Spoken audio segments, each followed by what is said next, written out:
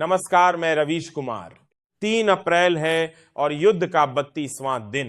इस युद्ध के बीच जो बातें सामने आ रही हैं वो सिर्फ बम और मिसाइल की नहीं है। ये कहानी है सत्ता, मुनाफे, डर और प्रचार की।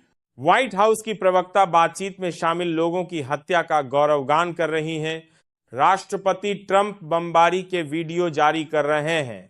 खाड़ी के देशों में लगातार बमबारी हो रही है, लेकिन इस बार एक अजीब सन्नाटा है। वहां करीब 1 करोड़ भारतीय रहते हैं, लेकिन उनकी कोई चर्चा नहीं, कोई वीडियो नहीं, कोई अपील नहीं। ऐसा कैसे हो सकता है कि इतने बड़े समुदाय के परिवार वाले परेशान न हो? यूक्रेन युद्ध के समय आपने देखा था, सरकारें सक्रिय थीं, मंत्री दौरे पर जा रहे थे, वीडियो सामने आ रहे थे। लेकिन इस बार कोई मंत्री कतर, कुवैत, दुबई क्यों नहीं जा रहा? क्या हालात सामान्य हैं या जानकारी दबाई जा रही है? अब इस युद्ध के बीच एक और खबर आती है। इजराइल की संसद ने एक कानून पास किया है जिसके अनुसार जिन लोगों पर किसी इजरायली की हत्या का आरोप है उन्हें फांसी दी जाएगी, और वो भी डिफॉल्ट सजा के रूप में। जब ये कानून पास हुआ तो सांसद शैंपेन की बोतल लेकर खड़े थे, जश्न मना रहे थे। आप सोचिए, एक तरफ फांसी का कानून, दूसरी तरफ जश्न। ये कैसा समय है? इजराइल में आखिरी बार 1962 में फांसी दी गई थी, लेकिन अब इस कानून से यह रास्ता फिर खोल दिया गया है। और सिर्फ इतना ही नहीं, कोर्ट को यह अधिकार भी दिया गया है कि वह अपने ही नागरिकों को भी फांसी दे सकता है। दूसरी तरफ अमेरिका, ट्रंप के बेटे एरिक ट्रंप एक वीडियो ट्वीट करते हैं। वीडियो में एक शानदार लाइब्रेरी दिखाई जाती है जो ट्रंप के नाम पर बनने वाली है, मियामी में। वीडियो देखकर लगता है जैसे कोई एयरपोर्ट हो, और शायद है भी। युद्ध के बीच यह विलासिता, एक तरफ बम गिर रहे हैं, दूसरी तरफ लाइब्रेरी का सपना जहां किताबें रखी जाएंगी। लेकिन जिन बच्चों के लिए किताबें होनी चाहिए थीं, उनके घर मलबा बन चुके हैं। अब आइए अमेरिका की राजनीति पर। मार्को रूबियो कहते हैं, अगर ईरान हथियारों पर खर्च न करके अपने लोगों पर खर्च करता तो उसका भला होता है। यह सुनकर आपको कैसा लगता है?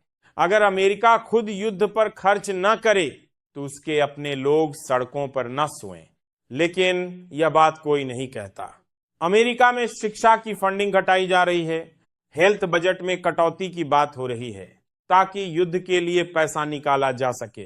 अब एक और दिलचस्प मामला, रिपोर्ट आती है कि ट्रंप के युद्ध सचिव पीट हेग्सेथ के ब्रोकर डिफेंस कंपनियों में निवेश करना चाहते थे, यानी युद्ध से पहले मुनाफे की तैयारी।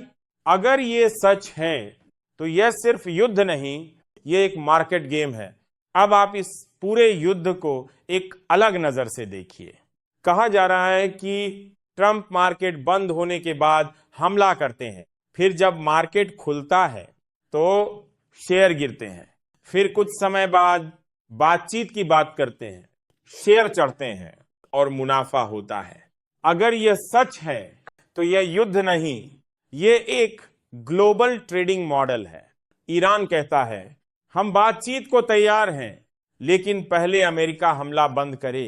वहीं अमेरिका कहता है, बातचीत चल रही है। सवाल है, झूठ कौन बोल रहा है? अब खाड़ी देशों की स्थिति देखिए। रिपोर्ट्स कहती हैं कि उन्हें $300 अरब तक का नुकसान हो सकता है। दोस्तों, आज है हॉर्मुज स्ट्रेट बंद हुआ तो $50 अरब का नुकसान। और अब चर्चा यह भी है कि अमेरिका उनसे हर्जाना मांग सकता है, यानी जो देश युद्ध का शिकार हैं उन्हीं से पैसा लिया जाएगा। इस बीच ईरान और इजराइल दोनों हमले कर रहे हैं। 170 से ज्यादा ठिकानों पर हमले, सैकड़ों लोगों की मौत। लेकिन मीडिया में एक अलग ही नैरेटिव चल रहा है। अब एक और महत्वपूर्ण बात, ईरान कहता है, अगर ग्राउंड ऑपरेशन हुआ तो दुश्मन का एक भी सैनिक जिंदा नहीं बचेगा। यह भाषा सिर्फ एक देश की नहीं है, हर तरफ यही भाषा है। दुबई पर हमले हुए, कुवैत के जहाज पर हमला हुआ। अगर तेल समुद्र में फैल गया तो पर्यावरण को भारी नुकसान होगा, लेकिन इसकी चिंता कौन कर रहा है? संयुक्त राष्ट्र के एक अधिकारी इस्तीफा दे देते हैं, कहते हैं परमाणु हमले की तैयारी हो रही है और इसके लिए लॉबी काम कर रही है। अब अंत में सवाल, यह युद्ध किसके लिए है? लोकतंत्र के लिए या मुनाफे के लिए? क्या यह युद्ध सच में जरूरी है या ये एक ऐसा खेल है जिसमें जनता सिर्फ संख्या बनकर रह गई है? जो लोग युद्ध देख रहे हैं उनकी छतों पर बम नहीं गिर रहा, लेकिन इसका मतलब यह नहीं कि वे सुरक्षित हैं, क्योंकि यह युद्ध सिर्फ सीमाओं पर नहीं, दिमागों में भी लड़ा जा रहा है। याद रखिए, यह सिर्फ खबर नहीं है, यह एक प्रक्रिया है जिसमें आपको सोचने से रोका जा रहा है।